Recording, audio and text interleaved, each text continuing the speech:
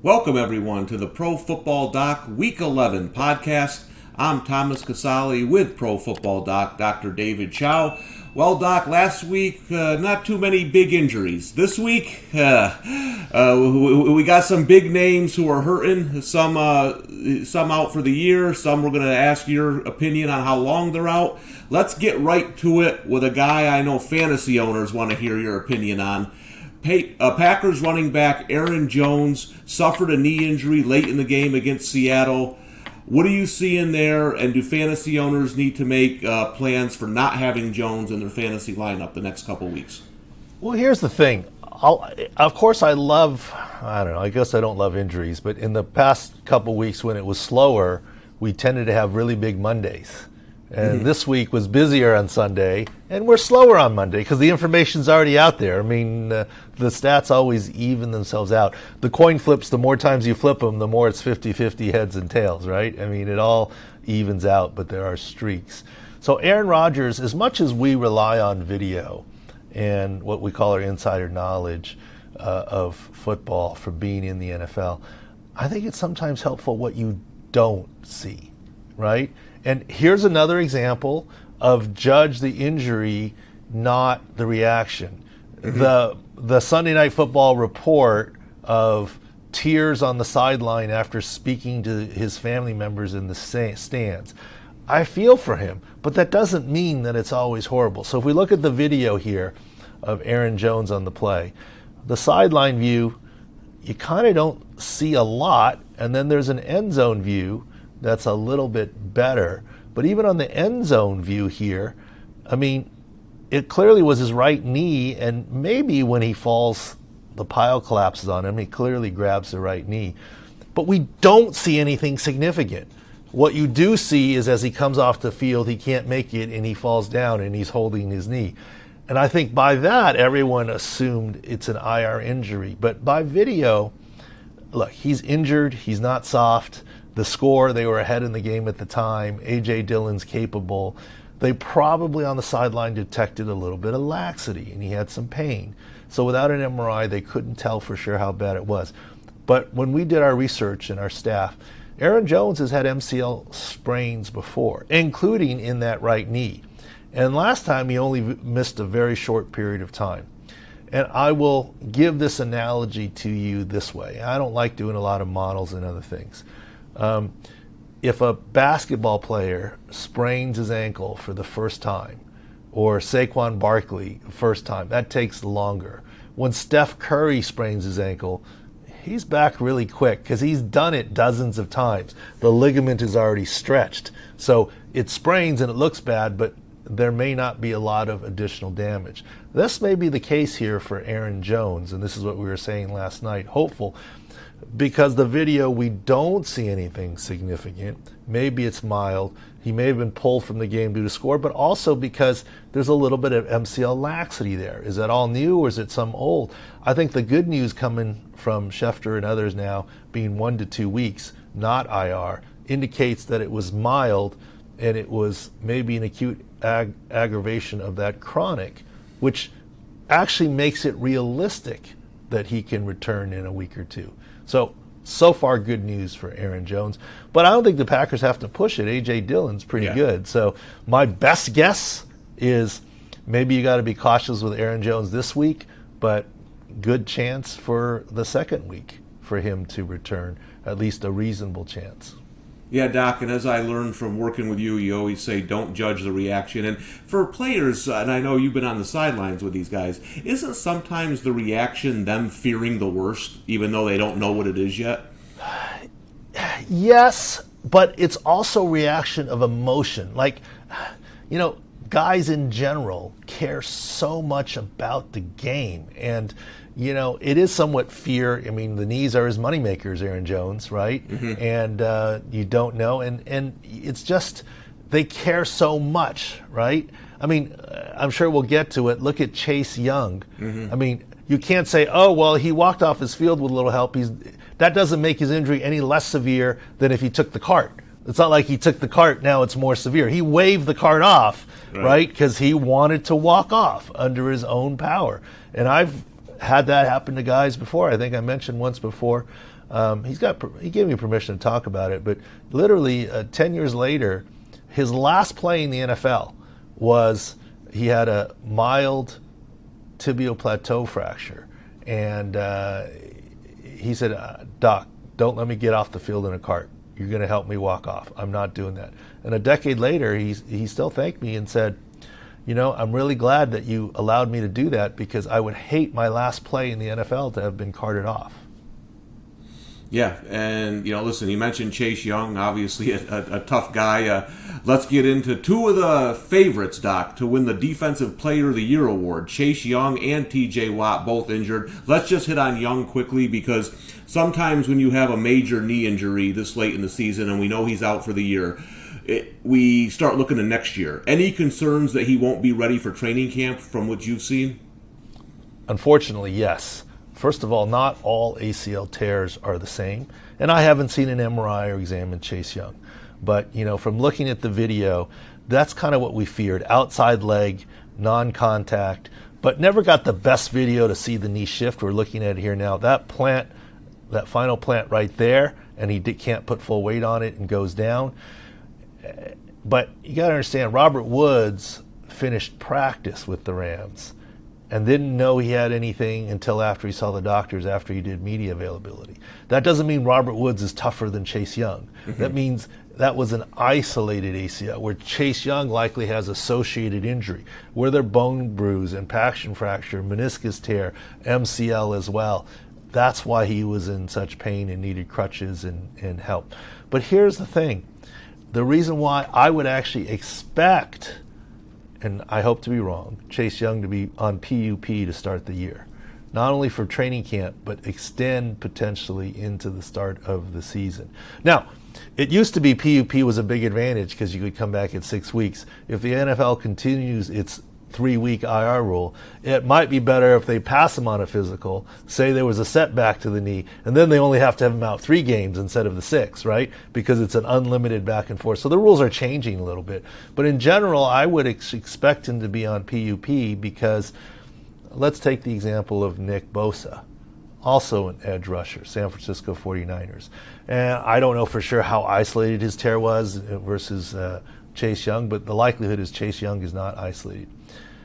He was barely ready for the start of the season and wasn't 100%, and he was a week 1 injury. We're in week 10 right now, right? And he's an edge rusher, and the money-making leg or knee is what? The outside leg for an edge rusher, and that's his right knee. So, look, let's take a look at Bud Dupree for the Titans. Has not had a great year coming off his ACL.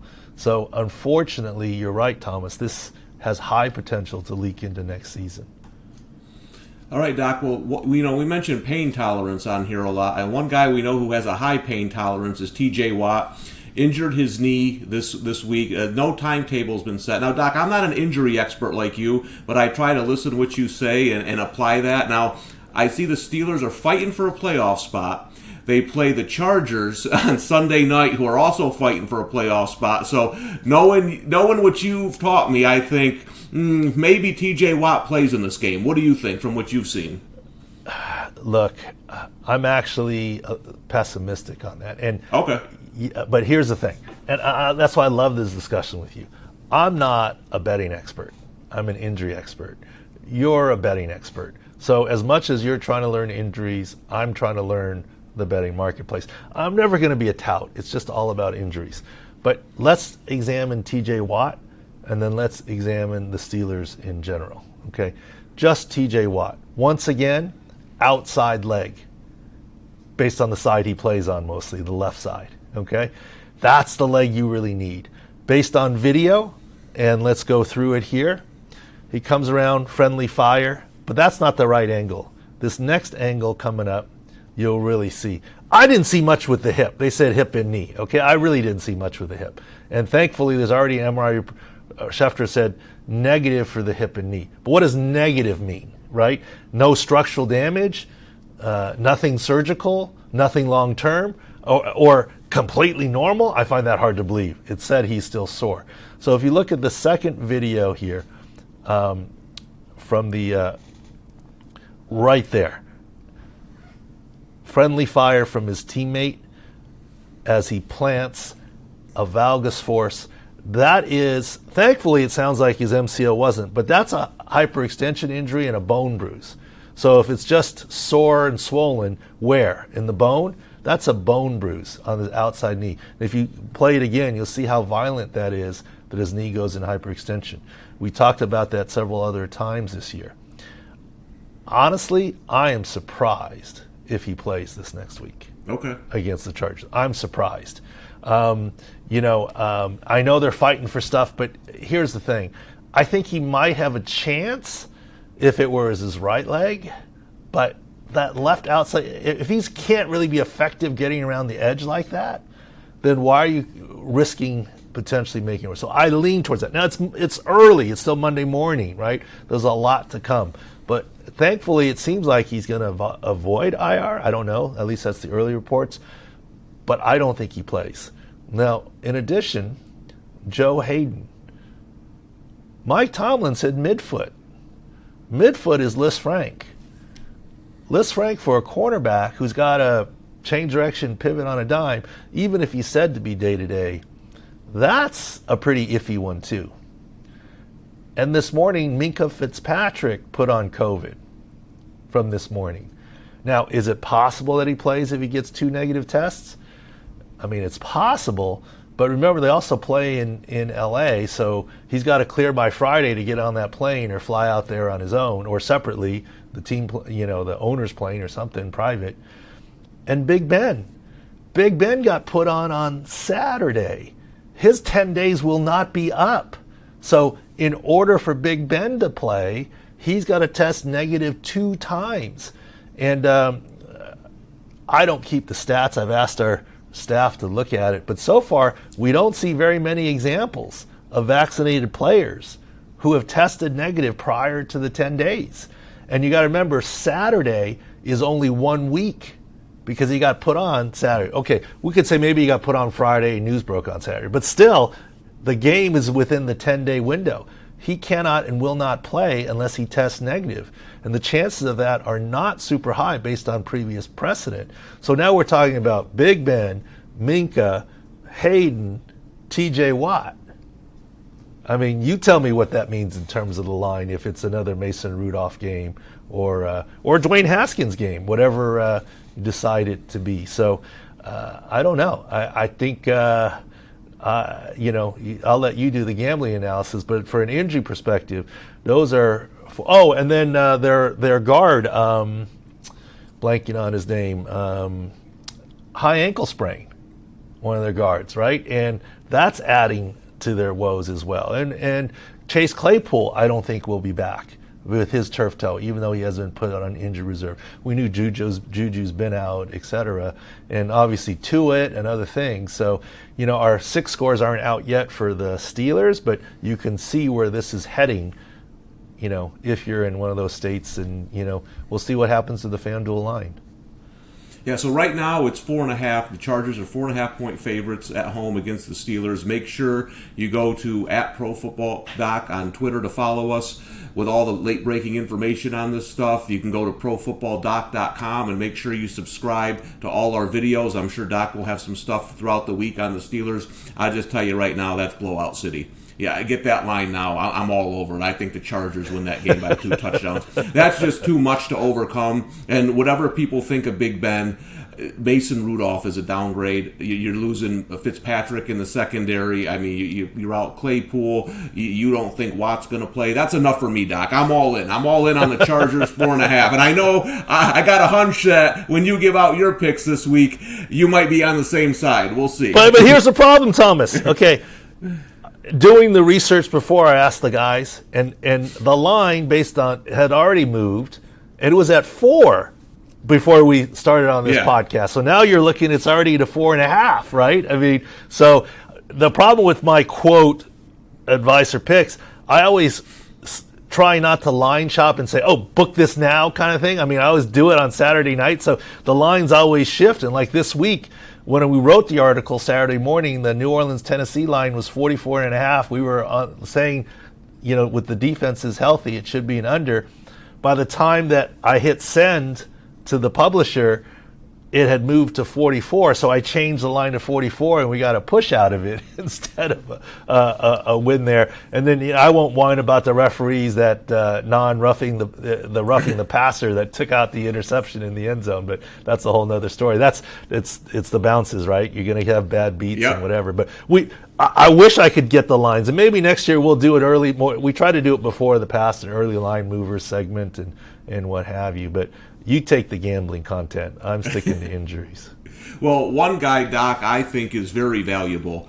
He might not get the publicity of some other people because he doesn't get a ton of sacks. Is Vita Vea in that Buccaneers middle of that Buccaneers line? I mean, this guy's an absolute beast. Takes on 2-3 blockers at a time. Now he's dealing with a knee injury. And Ian Rappaport says slight MCL sprain with bone bruise.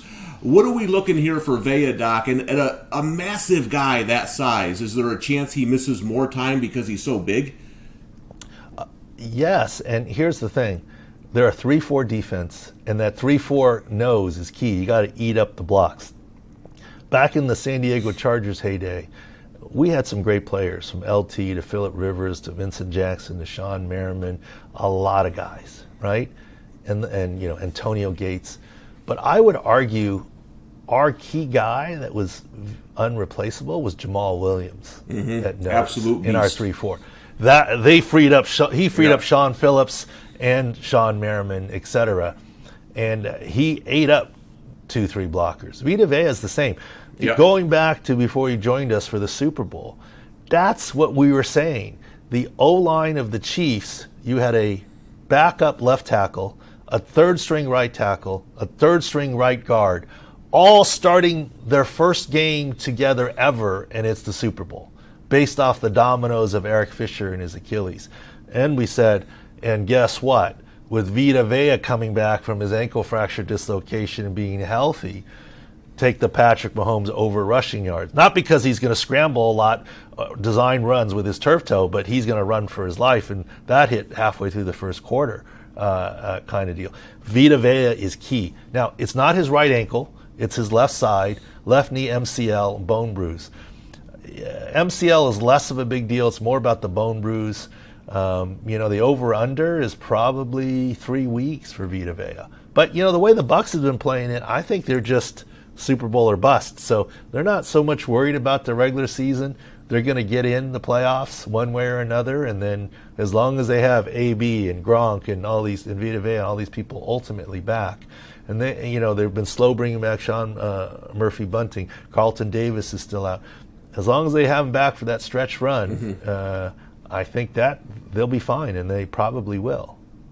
Yeah, they're close in the standings to the Saints, but I don't think too many people think that they're not going to win that division, right? Like you said, it's Super Bowl or bust in Tampa Bay. But I will say this. I told you I liked Vita Vea. I think he's a unique player. I love Jamal Williams. Doc, that is a great comparison. I think I might steal that and use it on my Twitter account. That is an absolute perfect comparison, so good work there. Hey, Doc, let's go to Cleveland. Baker Mayfield 2 weeks ago looks like the best quarterback in the NFL. Everyone's saying OBJ who, right? This week he plays Bill Belichick and the Patriots. It's a different story. Another guy injures his knee. The score was kind of out of hand when it happened. Case Keenum finished the game. Are you worried about Mayfield playing this week? I mean, worried about his knee or worried about Mayfield? I mean, obviously, Baker's been through his things this year, his ups and downs from the week 2 first-time shoulder dislocation. And on this replay, you still see the left shoulder strap that he has, the harness to keep it in. But I don't see much on the Matt Judon hit. It's said to be a knee contusion. They say he could have continued, at least the head coach. We don't always believe what the coaches say, coach speak. But I think that was more score of the game, etc. I mean, there potentially was a little hyperextension in the knee there. I'm not worried. He's going to be the starting quarterback health-wise this week for the Cleveland Browns. All right, and good news for the Browns. They play the Lions, who they're a 10-point favorite. I mean, the Lions they've been pesky this year, but that's a game where they might be able to lead. The hope is they get some of their running backs back, although exactly. D'Ernest Johnson didn't do too badly, but the team didn't do that well. Right. Doc, a guy who's been carrying my awful fantasy football team this year, Cordell Patterson, he injured his ankle in the blowout loss against the Cowboys. How long do you expect him to be out? Because I'm fighting for the playoffs over here. I need him. You better scour the waiver wires, my friend. All right, let's look at the play here on Patterson. And as he runs the ball, gets through at about the 27-yard line. I think we'll see it a little closer up here. It's a right high ankle sprain. Mild, but still a high ankle sprain. He leaves the game. This was in the first quarter with 5 minutes left. He comes back after tape. He does run the ball once or twice, and then the second half kind of disappears. And that's typical. Mild high ankle sprain. It starts to swell. Very hard to tape and support. I would be surprised if he starts for the Thomas Casale team this next week. I'm not saying he's going to go on injury reserve, but I think he's going to miss some time at least because it has a high ankle sprain mechanism, right high ankle sprain for Patterson. So you might need some more magic on your fantasy squad. Yeah, the Thomas Casale team is struggling. I mean, we might have Mark Ingram in there this week, so I'm in rough shape. But hey, Doc, let's move before we get to our discussion section of the show. Offensive line, the guy I think is pound for pound the best in the league, Quinton Nelson, has another ankle injury. He had a high ankle sprain in week 3, missed 3 games, returned in week 7. Is he going to miss more time for that Colts team? Well, he's absolutely going to miss practice time. DMP may be limited. He's as tough as they come. And, 80%, even 75% Quinton Nelson is better than anyone else. And he really has stabilized, I think, Eric Fisher at left tackle, having him next to him. But he aggravated his high ankle sprain. As you can look at the video, and we tweeted it there, he gets rolled up on very quickly before he goes down on that same right side. And if you look closely, that side is already heavily taped and spatted and braced. So clearly he's already not 100%. I think it's a mild aggravation. I think he can tough it out. The question is how effective. And the difference between a mild high ankle and Cordell Patterson and Quinton Nelson is, for the most part, Nelson's playing in a box, whereas Patterson has to be more open field and cut. And so that's where some of the difference is. Okay, and make sure to go to profootballdoc.com, at profootballdoc on Twitter. Subscribe to our videos here. We'll have the 6 scores, and I say it every week, but it's not just about the Baker Mayfields and the TJ Watts, Doc. It's about those offensive lines, the defensive lines, the secondary. That's where you can find value as a fantasy player or a bettor, is when you look at those 6 scores and take a look at the entire team, not just the stars. All right, Doc. Speaking of a star, I want to get to our discussion session because I got to tell you this story. You had it right on the money. You said on this podcast last Monday, you said Russell Wilson will have issues throwing the deep ball. And the first thing I said, DK Metcalf, right? I told everybody all week, don't start DK Metcalf. I'm telling you, Russell Wilson, Doc says he's going to struggle throwing the ball. People didn't believe me. How about 3 catches for 26 yards, right? You looked at the game, you looked at the footage, and I want you to break through this tape because this is where you are unique and you are different from everybody else out there. You don't just look at the injury, you tell us what's going to happen because of it. And I think when you went on and said Russell Wilson's going to have trouble gripping that ball on deep throws, that's why people listen to you. Well, I appreciate it. I probably should have gone even stronger on it. But, look, we were saying Russell Wilson always was week 10 for the target, right? And we said that back in week 5. And he made it. But we never said that meant he's 100%. And we always say recovery is not a light switch, it's a slow sunrise, right? And the worry was this. And let me tell you, as I talked on different shows, I talked about it with Rich Gannon on Sirius XM. And he was more pessimistic than even I was, having been an NFL quarterback with the description of the injury. Brady Quinn on Fox Sports Radio National, 2 pros and a cup of Joe, we talked about it, and he was more pessimistic. I probably should have been even more pessimistic, but, I have so much respect for Russell Wilson. I was like, oh, maybe they'll change their game and whatever. We talked internally here, even though we're in California, that, the longest catch for Lockett and Metcalf were kind of really good underplays, right? And they were in their high 20s, and they didn't get much of anything downfield. So if you look, when we tweeted this, the very first throw from Russell Wilson, that was sort of deep, about 35 yards downfield. I mean, that's a flutter. And okay, Lockett gets the penalty, the PI, but if you look at it, I mean, that's not a Russell Wilson pass. Now, it was a little cold, whatever, maybe there was a little wind, but that flutters and sails. Now, it wasn't horribly off target, but also wasn't a horribly long throw. But certainly, you could see that wasn't typical. Then let's get to a couple other throws that he throw deeper. Last two throws of the half. He throws long here, and he overshoots them. But to me, more importantly, that's not the typical trajectory for Russell Wilson. And now the Hail Mary. That's the flattest Hail Mary pass that I've ever seen Russell Wilson throw. I mean, the ball stayed in the frame of the picture. Normally, he's famous for throwing these moon balls, him and Aaron Rodgers, and connecting those. Now here's another pass to the left flat. Not terribly long, but it's an out, and he sails it over Lockett's head. I think that is, you could say rust, but also grip. The next play here on the compilation, the 3rd and 9.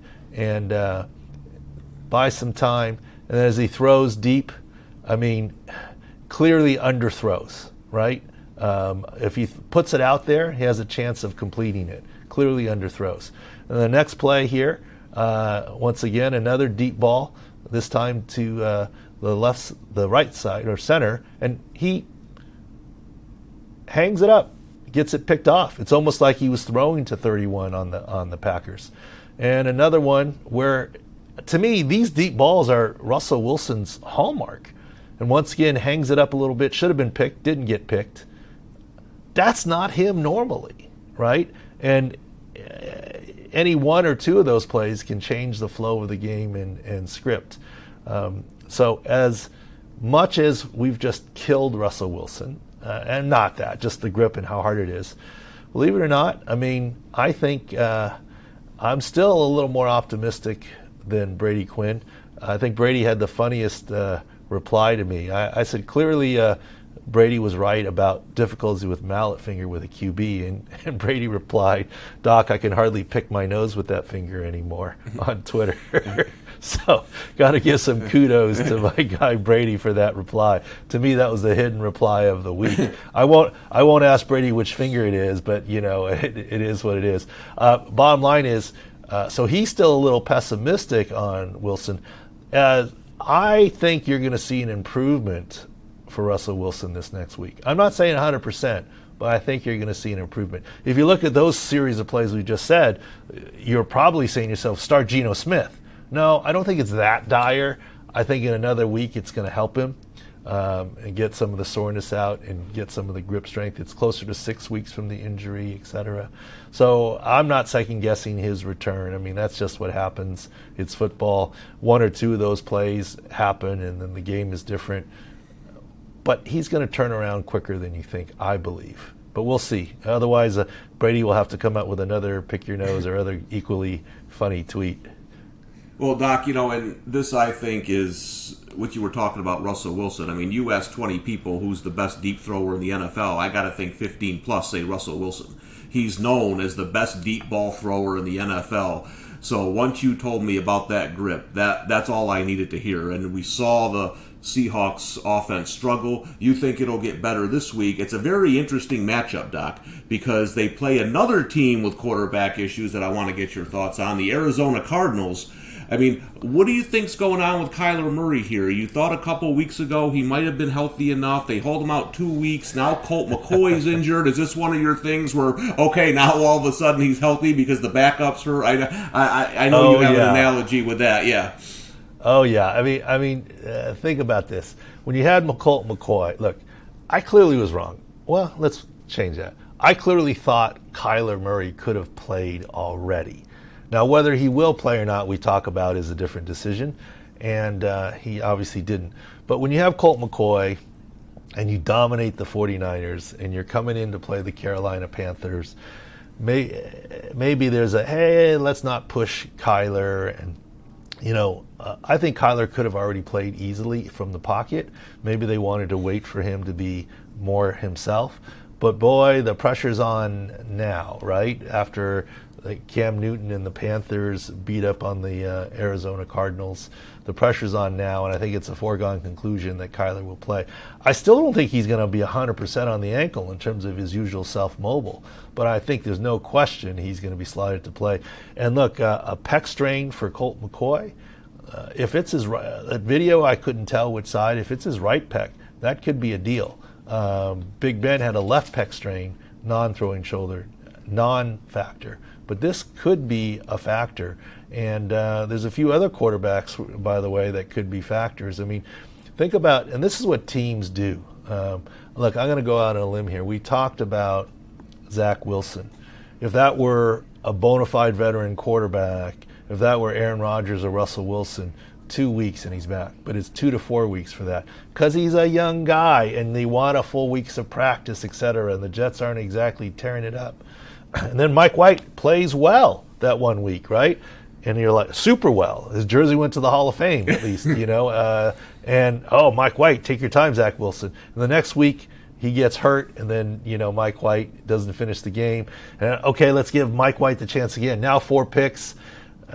Look, I still think they're going to give Zach Wilson another week. If I had to put money on it, and I can't, I don't. I say Joe Flacco starts this week because – Mike White, here comes Joe Flacco's had a couple weeks now to get into the system. He's a veteran. I know it's a flyer, but I take odds and take Joe Flacco as a starter over Zach Wilson or Mike White this week. And another quarterback situation to watch is Jared Goff. I make nothing of the fact that Dan Campbell said rib and Jared Goff said oblique muscle. Look, the oblique muscles insert and attach on the rib area.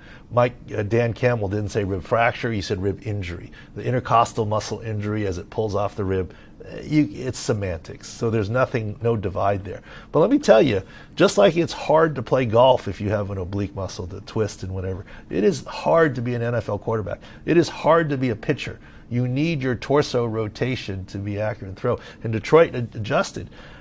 And this may not be an injury that gets better in a week. You got to watch out in Detroit. I mean, everyone's favorite position is the backup quarterback, and there are some fans saying David Blau, but you may see him this week. We'll see. We'll see what happens.